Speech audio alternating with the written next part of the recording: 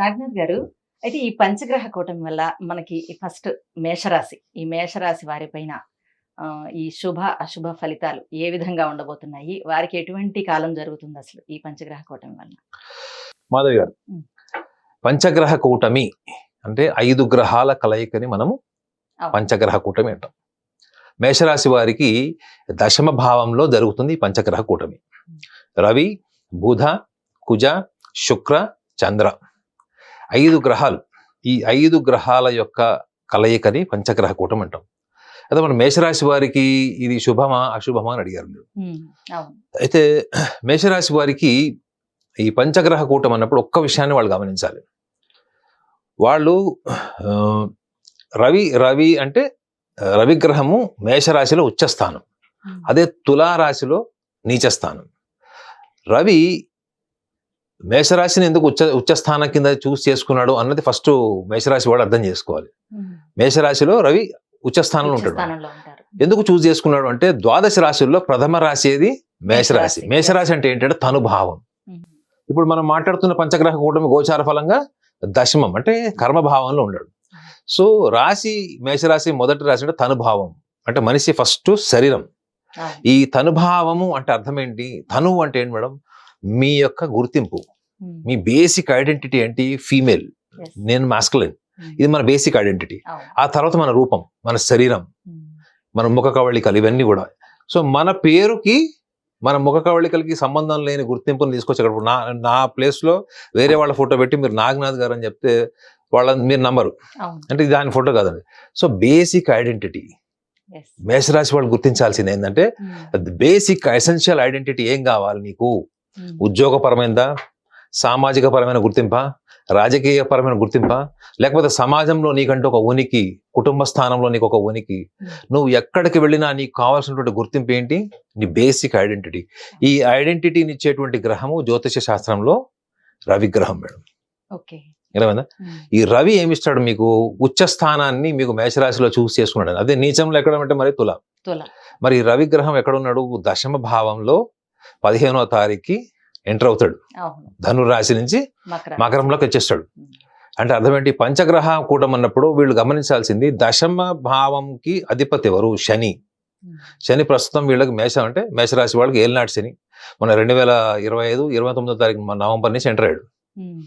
ఇది కుంభం నుంచి మళ్ళీ మీనంలోకి వెళ్ళిపోయాడు. సో వీళ్ళకి వ్యయభావంలో ఉంటాడు దశమాధిపతి. సో చాలా మంది ఏమనుకుంటారంటే దశమాధిపతి వ్యయంలో ఉంటే ఉద్యోగాలు పోతాయి, అందులో శనిగ్రహం వ్యయంలో అసలు ఉండకూడదు అని ఇలాంటి భావాలతో ఉంటారు. కానీ రవి ఏంటి? రవి దేనికి అధిపతి అంటే రవి మీరు ఏ వృత్తిలో అయితే మీరు ఎంజాయ్ చేస్తారు, ఏ వృత్తిని అయితే మీరు ప్యాషన్గా తీసుకుంటారు, ఏ వృత్తి వల్ల మీకు ఒక ఆత్మసంతృప్తి, ఒక ప్రైడ్ ఫీలింగ్, లేకపోతే మీకంటూ అరే నాకు లైఫ్లో ఒక బతకాలని ఆశ ఉంటుంది చూడండి, ఏ యాక్టివిటీ వల్ల ఉంటుందో అది రవి స్థానం వల్లనే ఉంటుంది. మరి రవి ఎందుకు మేషరాశి వాళ్ళని ఉచ్చస్థానం కింద చూస్ చేసుకున్నాడు అంటే బికాస్ మేషరాశి వాళ్ళకి కావాల్సింది ఏంటి? బేసిక్ ఐడెంటిటీ, గుర్తింపు. ఈ గుర్తింపు కోసం ఎంత తాపత్రయపడతారు. మరి వీళ్ళకి ఈ పంచగ్రహ కూటమి మేలు చేస్తుందా? ఏ రాశి వల్ల వీళ్ళకి మేలు అవుతుందంటే నిజంగా చెప్పాలంటే రవి శత్రుస్థానమైనటువంటి మకర రాశిలో ఉంటాడు. అక్కడ ఇంకెవరున్నారు? కుజుడు ఉచ్చస్థానం అనుకుంటారు చాలా మంది, కానీ గోచారంలో ఉచ్చ నీచలు ఉండవు. తర్వాత ఎవరున్నాడు? బుధుడు ఉన్నాడు. తర్వాత మళ్ళీ కుజ, బుధ, శుక్ర, చంద్ర, రవి. ఈ 5 గ్రహాల్లో వీళ్ళకి ఫేవరబుల్ అన్ఫేవరబుల్ ఏంటి, వీటి రిజల్ట్స్ ఏముంటాయి? సో వీళ్ళకి ఖచ్చితంగా గతంలో వీళ్ళు ఎక్కడెక్కడైతే ఉద్యోగాలు చేశారు, ఏ ప్రాంతాల్లో ఉద్యోగం చేశారు, ఏ ప్రాంతాల్లో వీళ్ళకంటూ ఒక సామాజిక గుర్తింపు ఉండింది. ఇప్పుడు చూడండి మేడం, మీరు ఇప్పుడు స్టేట్ పాలిటిక్స్లో ఉన్నారు, మీకు సడన్ గా సెంట్రల్ గవర్నమెంట్ నుంచి మీకు ఒక ఆఫర్ వస్తుంది. అంటే స్టేట్లో మీరు చేసినటువంటి అప్పటి వరకు మీరు చేసినటువంటి పనులు, మీ నిజాయితీ, మీరు కార్యాచరణ ఏదో ఉంటుందో అప్పుడు మీకు సడన్గా సెంట్రల్ నుంచి ఆఫర్ వస్తుంది మీకు. అంటే మీకు ఉన్నతమైనటువంటి స్థాయి దక్కేటువంటి పరిణామం అది. ఉద్యోగం చేసేవాడు వాడు ఇక్కడ డొమెస్టిక్ ఎంప్లాయ్మెంట్ ఉంటాడు, వాళ్ళకి ఇంటర్నేషనల్ కెరియర్కి వాళ్ళకి తెరలు తీయచ్చు. రెండోది ఒక ప్లేస్లో ఉద్యోగం చేస్తున్నారు, ఇప్పుడు హైదరాబాద్లో జాబ్ చేస్తున్నారు, ఒక మంచి ఆఫర్, బెటర్ ఆఫర్తో మీరు బెంగళూరు వెళ్ళొచ్చు, చెన్నై వెళ్ళొచ్చు, ఇంకెక్కడికైనా ప్రాంతానికి వెళ్ళొచ్చు. But you are going for the welfare of your individual financial growth. So ఇది మేషరాశి వాళ్ళకి శుభమా అశుభమా? శుభమేగా. శుభము, అద్భుతం కూడా. అద్భుతం. అద్భుతం అంటే ఏంటి?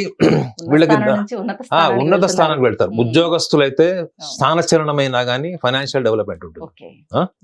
అదే రాజకీయ నాయకులు ఖచ్చితంగా హోదా పెరుగుతుంది.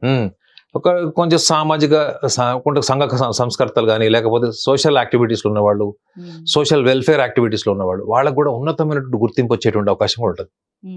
అవార్డు కూడా రావచ్చు, ఒక national level award, state level award కూడా రావచ్చు. సో వీళ్ళకి ఈ పంచగ్రహ కూటమి వల్ల చెడు లేదు. అయ్యో ఇప్పుడు ఆల్రెడీ మొన్న 29వ తారీఖు నవంబర్ నుంచి మళ్ళీ మాకు శని మీనంలోకి వచ్చేసాడు, ఉన్న పరిస్థితులు బాగలేవు మాకు ఇట్లా అనుకున్నప్పుడు, అది ముఖ్యంగా గమనించాల్సింది ఏంటంటే, నార్మల్ గా మీకు దశమ భావము అంటేనే మీకు వృత్తి, మీరు ఏ వృత్తి ద్వారా మీరు పోషణ జరుగుతుంది, మీరు ఆహారం తింటారు, మీ కర్మలు ఎలా ఆచరిస్తారు, ఈ కర్మ నుంచి చివరికి మళ్ళీ మీరు ఆధ్యాత్మిక జీవితానికి వెళ్తారు, ఇవన్నీ కూడా దశమ భావం నుంచే చెప్పబడతాయి.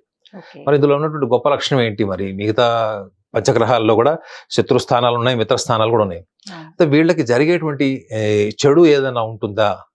మేషరాశి వాళ్ళకి చెడు జరిగేది ఉండదు మేడం, వాళ్ళు చేసుకుంటారు. వాళ్ళు ఓన్ గా చేసుకుంటారు. ఎందుకు చేసుకుంటారు చెప్పండి?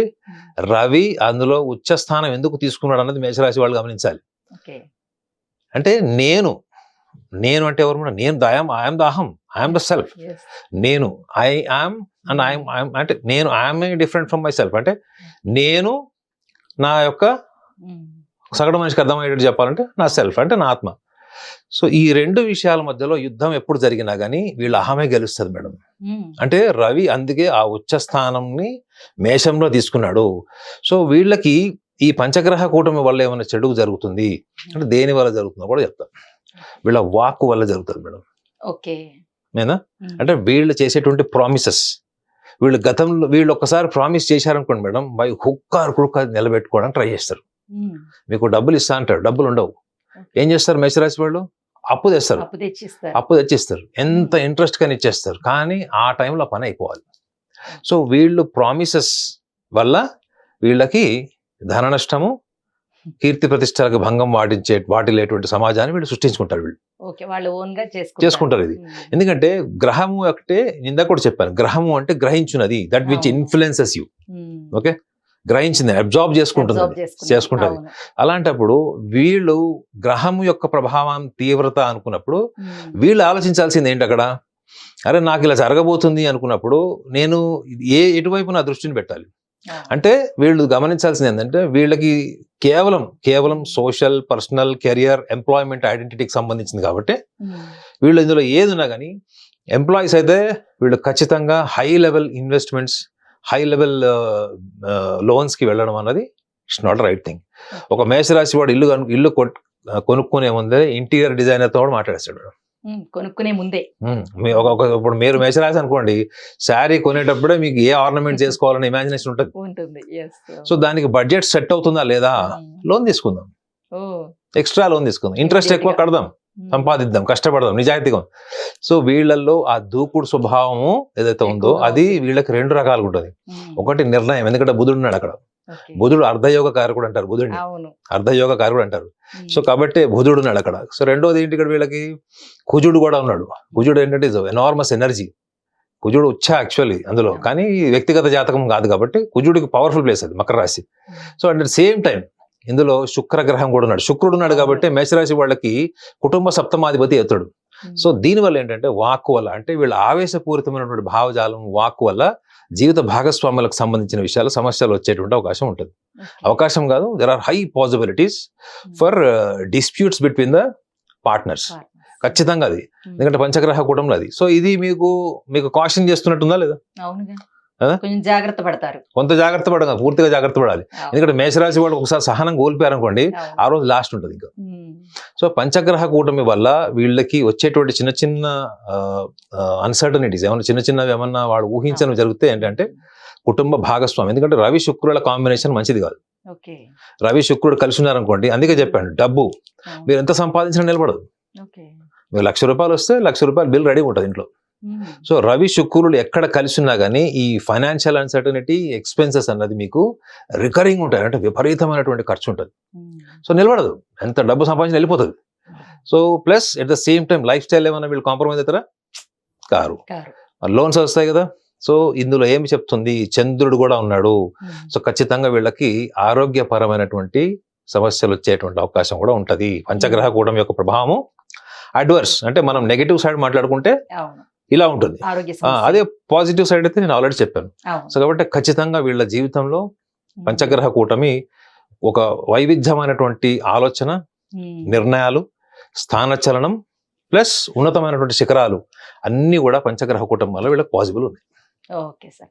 అయితే ఈ పంచగ్రహ కూటమి వల్ల అనుకోని అద్భుతాలు ఏమైనా జరిగే అవకాశం ఉందంటారా? ఖచ్చితంగా మేడం. ఇప్పుడు ఇందాక కూడా చెప్పాను కదా, గ్రహం యొక్క ప్రభావం వల్లనే కదా జ్యోతిష శాస్త్రం అంతా కూడా మీ యొక్క పూర్వజన్మ కర్మ ఫలితం వల్ల మీకు కేతు స్థానాన్ని పెడుతుంది. అవును. ఈ భౌతిక సుఖ సంతోషాలని రాహుకి వాళ్ళు తెలుస్తాయి. శని గ్రహం వల్ల మీకు కర్మలను ఆచరింప, ఇవన్నీ రకరకాలుగా జ్యోతిష శాస్త్రంలో చెప్పారు. ఇవన్నీ మీరు ఇంటర్లింక్ చేసి చూసి పంచగ్రహ కూటమి రోజు, ఆ పంచగ్రహ కూటమి తర్వాత వీళ్ళ జీవితంలో అద్భుతం జరుగుతుందంటే నేను రెండు ఖచ్చితంగా చెప్పగలను. ఏంటంటే ఒకటి హానర్ మేడం. హానర్ అంటే సన్మానం, సన్మానం. అవును. అంటే ఉన్నతమైనటువంటి పదవి, పొజిషన్, గుర్తింపు, అవార్డు, రివార్డ్స్ ఇవన్నీ ఖచ్చితం. ఓకే. రెండో విషయంలో ఏంటంటే వీళ్ళకి స్థానచలనం జరుగుతుంది మేడం. అంటే ఒక ప్లేస్ నుంచి వీళ్ళు ఇంకో ప్లేస్కి వెళ్తారు. ఉద్యోగస్తులు కావచ్చు, వ్యాపారస్తులు కావచ్చు, ఎవరైనా కావచ్చు, వీళ్ళు ఒక ప్లేస్ నుంచి ఇంకొక ప్లేస్కి ఒక better future, better financial status కోసం వెళ్తారు. ఈ రెండు వీళ్ళకి ఎందుకు అద్భుతం ఏముందండి నచ్చు మీరు. అవును. మేడం మీరు ఎప్పుడో అనుకున్నారు మేడం, ఒక 10 ఏళ్ల కిందో 5 ఏళ్ల కిందో లేదా 2025 అనుకున్నారు, అనుకొని ఇంకా అది కాదేమో బహుశా అని వదిలేసారు. చూడండి, అదే జరుగుతుంది. ఓకే. ఏది కాదు అనుకుంటామో అది జరుగుతుంది. అది జరుగుతుంది. కాదనుకుని వదిలేసింది. మీరు ప్రయత్నం చేశారు, అవును. ప్రయత్నం చేసినా మీకు దక్కలేదు. ఓకే. కానీ ప్రయత్నం చేసి దక్కకుండా మీరు నిరుత్సాహపడి వదిలేసి ఉంటారు చూడండి, అవును. అది మీకు ఒక సెన్సేషనల్ మిరాకిల్ లాగా మీ జీవితంలో జరిగేటువంటి అవకాశం మిరాకిలే కదా మరి. జరుగుతుంది ఖచ్చితంగా. పంచగ్రహ కూటమి అంటే it's not an ordinary thing. So ఈ పంచగ్రహ కూటమి వీళ్ళకి ఖచ్చితంగా ఈ మార్పులు తెస్తుంది. సో జాగ్రత్తలు తీసుకోవాల్సిన ఏరియా కూడా చెప్పాను, అద్భుతాలు ఏం జరుగుతాయి కూడా చెప్పాను. సో కాబట్టి ఈ రెండు ఏరియాస్ లో వీళ్ళకి సెన్సేషన్స్ జరిగేటువంటి అవకాశం ఉంటుంది. ఎందుకంటే మెయిన్ మేషరాశి వాళ్ళకి social identity, glamour, honour out standing ఉంటాయి. కాబట్టి వాళ్ళు తీసుకోవాల్సిన జాగ్రత్తలు కూడా చెప్పాను. కాబట్టి ఆ ఏరియాలో వీళ్ళు కొంచెం జాగ్రత్త తీసుకుంటే దీని యొక్క ఫలితాన్ని కూడా వీళ్ళు అద్భుతంగా చూసే అవకాశం ఉంటుంది. Okay sir. మేషరాశి వారికి సంబంధించి చాలా వివరంగా చెప్పారు. Thank you.